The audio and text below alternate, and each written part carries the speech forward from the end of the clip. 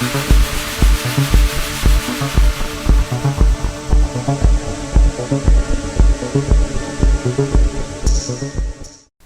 مهمترین خبر گزارش روز برنامه اطلاعاتی پیغام منظور شماست. السلام علیکم. در تالار مقامات اجرایی محلی حاکمیت دولتی شهر پنجکند جلسه هفته‌واری نزد رئیس شهر پنجکند برگزار گردید.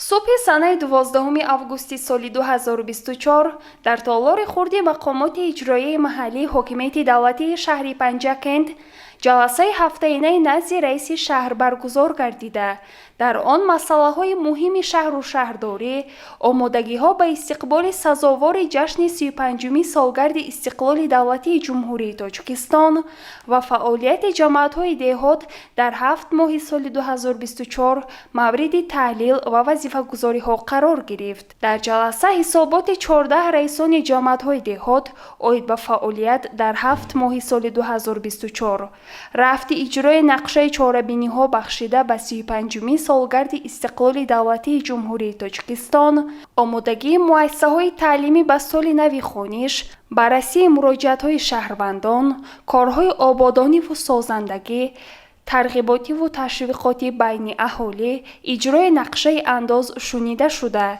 بهر برطرف نمودن کمبودی‌های جای داشته و اجرای سپارش‌ها مسئولان دخلدار وظیفه‌دار گردیدند.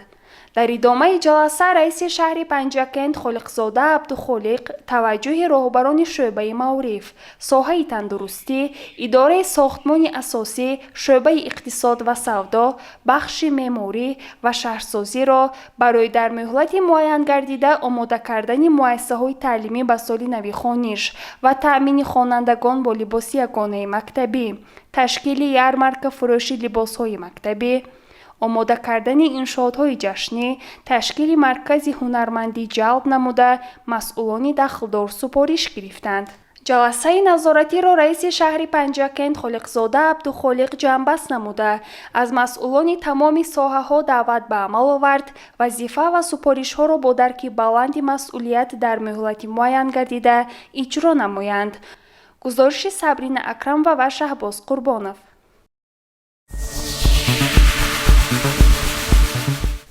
در شهر پنجکند به رشد ساحه هنرمندی توجه مخصوص روانه گردیده بهر دستگیری هنرمندان چاره‌های ضروری اندیشیده می شود.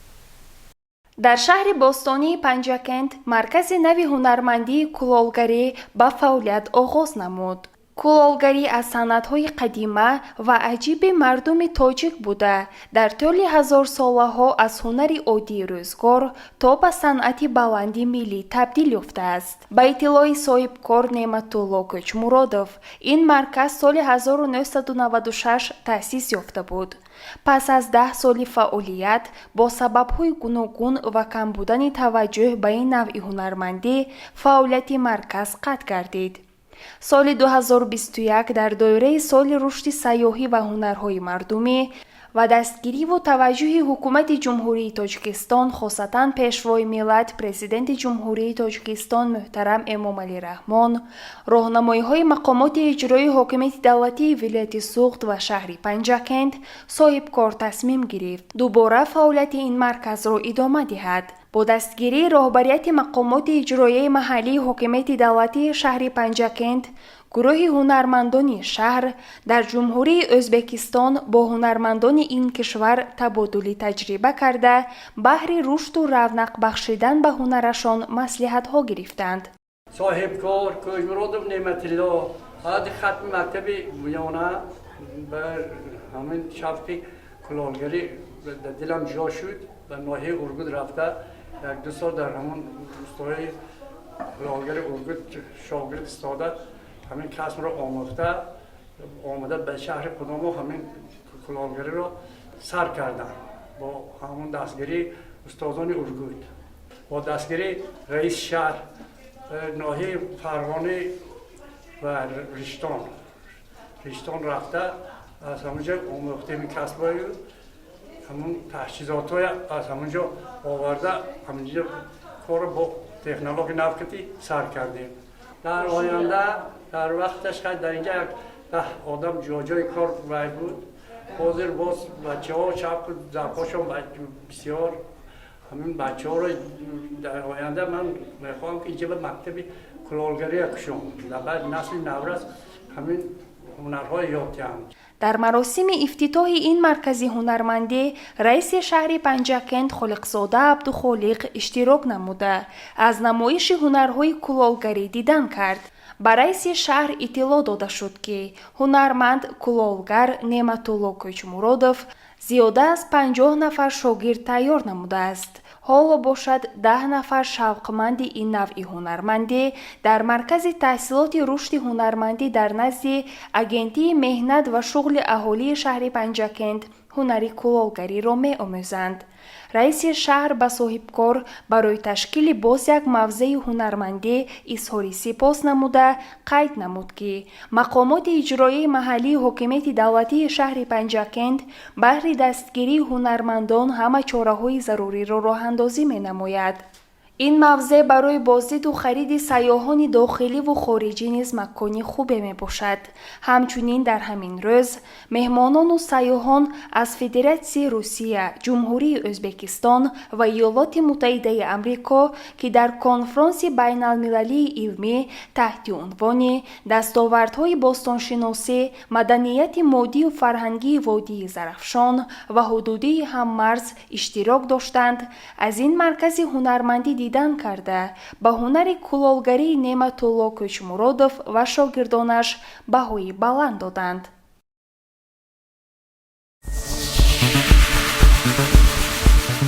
برنامه را ادامه می‌دهیم. در 6 ماه اولی سال روان از جانب کارمندان بخش دین، تنظیم عنعنه و جشن و مراسم 22 عدد قانونشکنی به قید گرفته شد. این و دیگر معلومات در گزارش دیگری برنامه توجه نمایید. طبق نقشه تشکیل گذراندن نشست‌های مطبوعاتی عاید به جنبست نیمساله یکم سال 2024 در تالار خرد مقامات اجرایی محلی حاکمیت دولتی شهر پنجکند با اشتراک مدیر بخش دین، تنظیم عنعنه و جشن و مراسم امانوف پرویز با نمایندگان وسایط اخبار عامه محلی و ولایتی نشست مطبوعاتی دایر گردید. در افتتاح نشست مدیر بخش دین، تنظیم عنعنه و جشن و مراسم امانوف پرویز عاید به نتیجه های فعالیت بخش در نیم ساله یکم سال 2024 گزارش مختصر پیشنهاد نمود. من معرکه عزاداری که سال طولانی سرخراجات بود به ترتیب درآمدگی نبود، همنا ما طبق ترتیب گذراندن معرکه عزاداری 3 روز کردیم. معرکه 40 سال به دادن تمام خیلی سبکی و بسیار شد. همین چیزا خوشبختانه مردمی شهر و دیهات پنجکند نسل قبول کردن. همین چیز بود هم شهر و هم دیهات با پردگی من گفتم میتونم که با تنظیم درآمد به خلیفه پیشش دسترخوان است، دوملوی پیشش دسترخوان است. همین 100% همین چیز شد. چیزی که همین نشدگی چند وقته طول طولانی همین چیز کردیم. ایسو چی شد؟ سرجم شدیم، متحد شدیم شد. قید کرده شد که بهر تطبیق قانون جمهوری تاجیکستان درباره تنظیم عنعنه و جشن و مراسم در جمهوری تاجیکستان در شهر پنجکند یک کمیسیون دائمی در نزد مقامات اجرایی محلی حاکمیت دولتی شهر پنجکند، 14 کمیسیون دائمی در جماعت‌های دهات، 130 کمیسیون‌های جمعیتی در نزد تشکیلات و مؤسسه‌ها فعالیت می‌نمایند. در دوره حساباتی 2 مرتبه جلسه کمیسیون دائمی برگزار گردیده. در آن رفت اجرای قانون جمهوری تاجیکستان درباره تنظیم عنعنه و جشن و مراسم در جمهوری تاجیکستان بررسی گردید.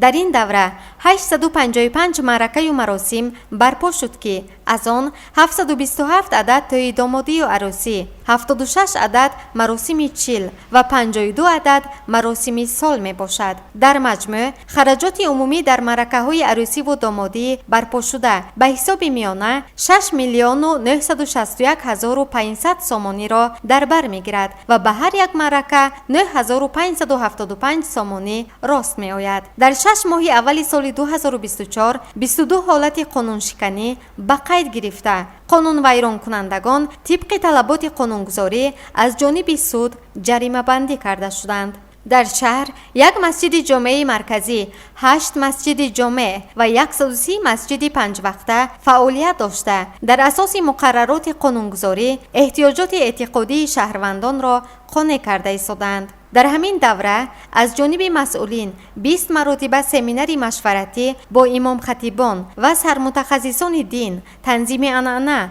و جشن و مراسم جماعت‌های دهات، 26 مرتبه رید و سنجش‌ها و 120 مرتبه با ساکنان جماعت‌های دهات صحبت و ملاقات برگزار شده. ضمن آن طلبات قانونگذاری عاید به تنظیم جشن و مراسم شرح و توضیح داده شد. در آخر خبرنگاران به همه سوالهای پیشنهاد نموده خود پاسخ گرفتند. گزارش دلافریز حفیظ و شاه حسین صالحوف.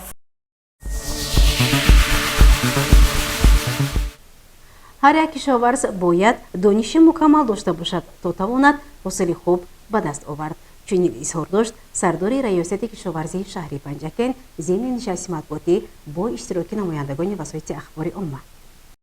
در رشد اقتصادی و اجتماعی شهر باسانی پنجکند کشاورزی ساحه مهم تأمین امنیت عضوقواری به حساب می رود. ضمن نشست مطبوعاتی سردار ریاست کشاورزی شهر پنجکند دلاور لایق به خبرنگاران اطلاع داد که سال روان دورنمای کشت زراعت‌ها 104% اجرا گردید. با مقصد ثمرناک استفاده بردن هر قطعه زمین کشاورزان در میدان 670 گکتار زمین کشتی تکراری گذراندند که این عدد نسبت به همین دوره سال گذشته 63 گکتار زیاد می باشد. اینچنین در 18 گکتار زمین باغ و تاکزاری نو بنیاد گردیده، در 23 گکتار زمین باغ‌های کهنه برقرار کرده شدند. ولی به این پیشروی‌ها نگاه نکرده سطح باغ و تاک پروری در قلمرو شهر و دهات در سطح میانه قرار دارد، گفت سردار ریاست کشاورزی. در تمام جمهور بود، ولی مردمی که ما برای تجارت راهی تجارت نداریم و سود نمیبردیم از باغداری ما باغداری اطرافی حساب کنید در یک گکتارش اطرافی 18 تا 22 هزار سومانی مبلغ توانید در باغ تنها نگاهداری کرده باشد. زرخیمیکات‌هایی که هستند کیلوگرمشون اطرافی 2000 سومان، در اونجا 5-6 کیلوگرم استفاده باید شود. حفظ کردن از حشرات، حفظ کردن از کسلی‌ها، خصوصا کسلی‌های در سالی باغداری مثل زرداری یا اردو و همین در باغداری هنگامی که بارشات زیاد میشه بعد از هر یک باران باید یک مرتبه کارکرد کرده شد و اطرافی 2 تا 3 هزار سومان یک گکتارش مبلغ دارد، تنها به خاطری که همون زردارو داغ پیدا نکنه. اگر دغدغه‌های قیتورک میشه کنه همون قیتورک شد الکی باید دغ گلی میشه هیچ دیگر نمیشه. برای همین مبلغ زیاد طلب میکنه باغداری و باید آفت‌های طبیعی یعنی سیل‌هایی که سال روان به چند جماعت‌های دهات آمد به ساحه کشاورزی نیز خساراتی زیان آورد. علاوه نمود دلاور لایق. حالت‌های فوق‌العاده در سوالشون درک کردن، خصوصا در سری بزرگی که آمود خسارات خیلی زیاد رساند، هم در جماعت لایق شهری تقریبا 50-55 گکتار زمین‌های ما پورا از گردش کشاورزی برآمده، چون که هم سنگ‌های کم هم لایق خودرویی، دهقانی حقیقت در جماعت‌های هم آبیان هم گرکی و هم شین خسارات خیلی زیاد آمدن و زمین‌های از گردش کشاورزی برآمدن تقریبا از 100 گکتار زیاد بود. این تلفاتی به بازگشت می‌کرد این زمین‌ها دوباره برای گردش کشاورزی برگرداندن همونطور که هم گفت خیلی زیاد.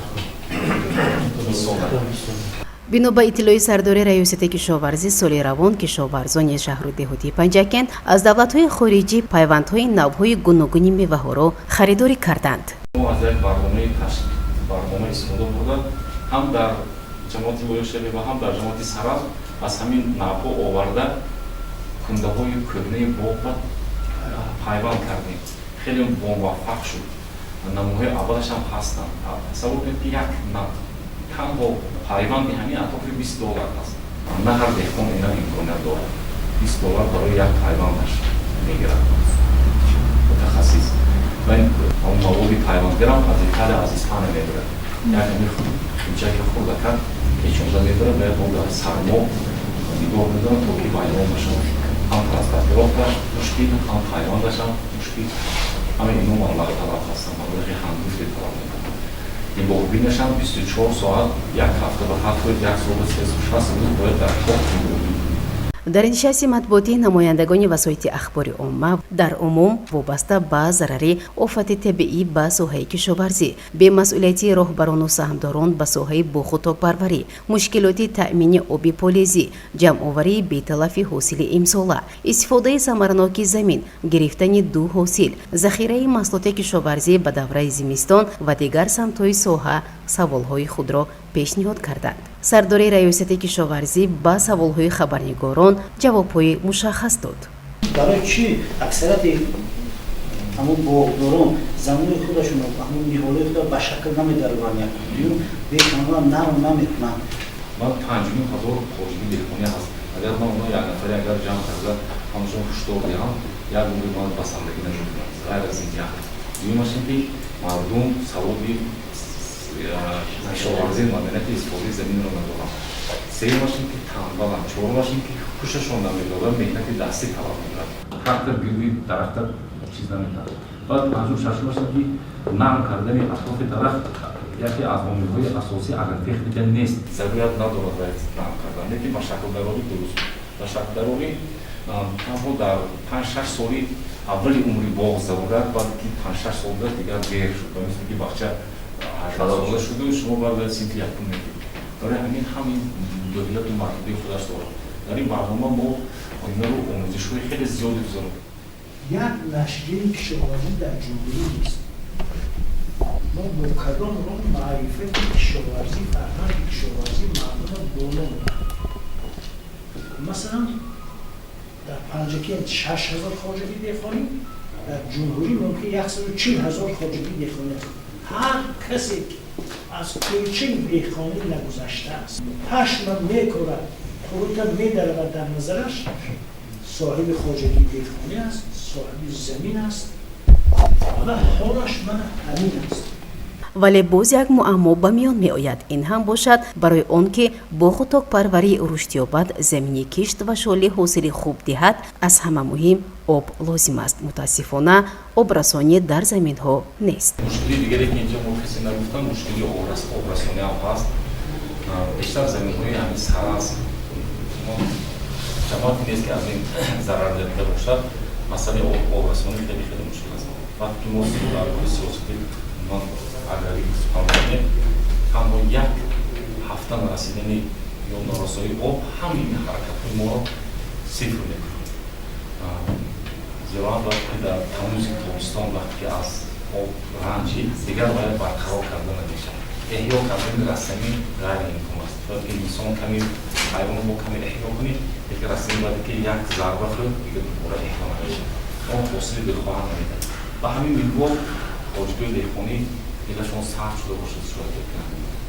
бояд гуфт ки рушди соҳаи кишоварзӣ барои таъмини босубот ва мутаносиби аҳолии кишвар бо маводи хӯрока тавассути афзоиши мунтазам ва устувории истеҳсоли маҳсулоти кишоварзӣ, баланд бардоштани сатҳи даромаднокӣ ва бо ҷойи кор таъмин намудани аҳолӣ, инчунин ҳифзи захираҳои табиӣ мусоидат менамояд. ба хоҷигиҳои деҳқонӣ додани озодии парвариши зирояти кишоварзӣ иқтидори соҳаро хеле афзун намуд. мутобиқи маълумоти омурӣ, ҳаҷми истеҳсоли маҳсулоти кишоварзӣ, яъни ғалладонагиҳо, пахта, картошка, сабзавот, полезиҳо, меваҷот, афзоиши саршумори чорво ва парранда дар солҳои охир мутаносибан хеле боло рафт. дар давраи истиқлол ҷиҳати рушди соҳаи кишоварзӣ аз тарафи ҳукумати ҷумҳурии Тоҷикистон гузарондани ислоҳоти замин, таҷдиди хоҷагиҳо ва қабули барномаҳои давлатӣ оид ба рушди соҳаҳои растанипарварӣ, чорводорӣ, тухмипарварӣ ва таъминот бо техникаи кишоварзӣ ба рушди соҳа такони ҷиддӣ бахшид.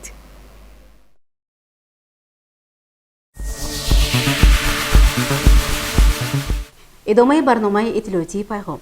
роҳбари корхонаи давлатии фаръии хоҷагии манзилию коммуналии шаҳри Панҷакент зини нишасти матбуотӣ аз фаъолияти шашмоҳаи идораи худ ба рӯзноманигорон маълумоти муфассал дод. мутаваҷҷеҳ бошед ба гузориши ҳамкорони мо.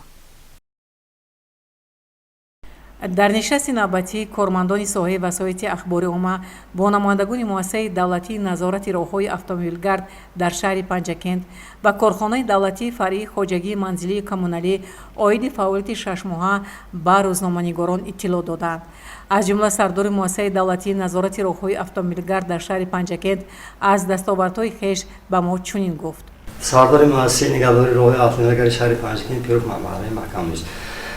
سال 2024 برای آبادکنی راههای شهر و نواحی شهر پنجکین مؤسسه خیلی زحمت‌های کشیده کارهای زیرین رو انجام داد.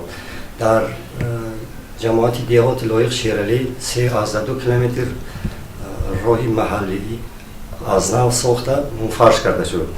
این چنین از حساب زواد اسفالتبرانی مؤسسه در دهه ماغیان 3 کیلومتر اسفالت برآورده داده شد و کارهای منفرش کنی دهه ماغیان انجام داده شد.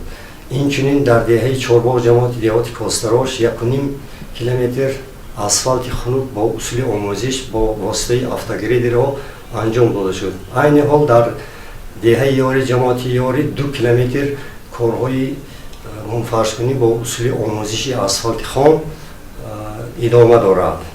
مؤسسه طول 6 ماه برای برطرف نمودن عاقبت‌های آفت طبیعی در راه‌های افزونگرد رکناباد، رودکی، کلال، زینتود، پنجرد، ارتوج کارهای نظررس را با انجام داده حرکت نقلیات را به تنظیم درآورد. این چنین کوشش می‌کنیم تا جشن استقلال جمهوری تاجیکستان 4 کیلومتر دیگر راه‌های افزونگرد را منفرش نماییم. آبادی و تازگی آن از هر یک ما وابستگی دارد. حجم نشاندهنده‌های جنبستی مالیوی در نیم ساله اول سال جاری چنین میباشد. تازگی آبادانی موافق نقشه 354288 سامانه را تشکیل نموده، اجرایش آن 354288 سامانه را تشکیل می‌دهد که آن 100% اجرا گردیده است. کبودی‌زارکنی موافق نقشه 121740 سامانه را تشکیل کرده، 121740 سامانه را که 100% را تشکیل می‌دهد.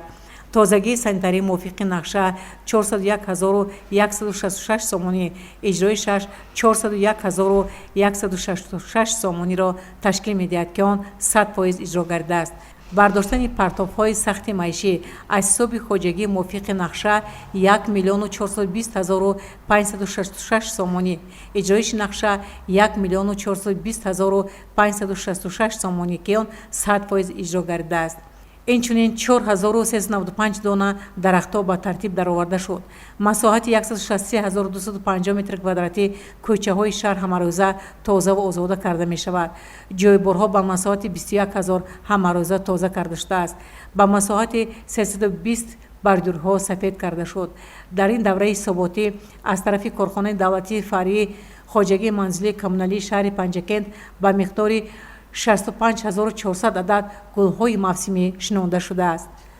در کارخانه دولتی فرعی خواجگی منزلی کمونالی شهر پنجکند 2 عدد گرمخانه موجود بوده، مساحت عمومی آن 216 متر کвадрати را تشکیل می‌دهد.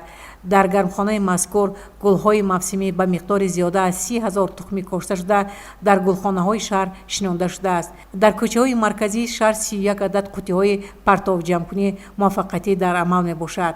باید قید نمود که از طرف بخش کمیته محیط زیست شهر طریق رایگان در حدود شهر 5 عدد پرتابگاه‌های زمانوی ساخته و استفاده داده شد. در همین دوره حساباتی جهت پیشگیری سگ‌های دایدو باشد 102 عدد بی‌ضرر گردانده شد. شماره میانه عمومی کارمندان در همین دوره 182 نفر را تشکیل می‌دهد که از آن جمله 97 نفر مرد و 85 نفر زن بوده. مزد میانه ماهانه 977 سامانی را تشکیل می‌دهد. البته در برابر موفقیت‌ها کمبودی‌ها از قبیل نرسیدنی تکنیک پرتاب بردار و کارگران کوچه و خیابان‌ها سری وقت تازه کردن نمی‌شود. امید داریم که این کمبودی‌ها در مدت کوتاه حل خود را می‌یابد.